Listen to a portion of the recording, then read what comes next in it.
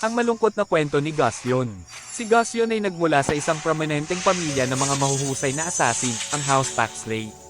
Sa murang edad, ipinakita na ni Gusyon ang kanyang angking talino at husay sa paggamit ng mga espada, partikular na ang mga daggers, ngunit nais niyang lumampas sa tradisyonal na pamamaraan ng kanilang angkan.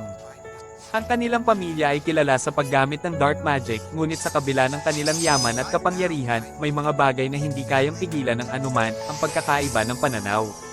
Si Gusyon, na nais gamitin ang kanyang kakayahan sa mas makabagong paraan, ay hindi tinanggap ng kanyang pamilya dahil sa kanyang pagnanais na gumamit ng ibang paraan ng pakikipaglaban, lalo na ang kombinasyon ng speed at skill imbes na magic. Dahil dito, nakaramdam si Gusyon ng matinding pressure mula sa kanyang pamilya, lalo na mula sa kanyang mga nakakatandang kapatid, na pilit siyang itinutulak sa tradisyonal na landas. Ngunit, sa kabila ng kanilang pagtutol, ipinaglaban ni Gusyon ang kanyang prinsipyo at sinubukan niyang ipakita na maaari pa rin siyang maging isang matagumpay na assassin nang hindi umaasa sa dark magic. Naging sanhi ito ng tensyon sa kanilang pamilya. Sa puntong ito, nakaramdam si Gusyon ng labis na kalungkutan at pangungulila.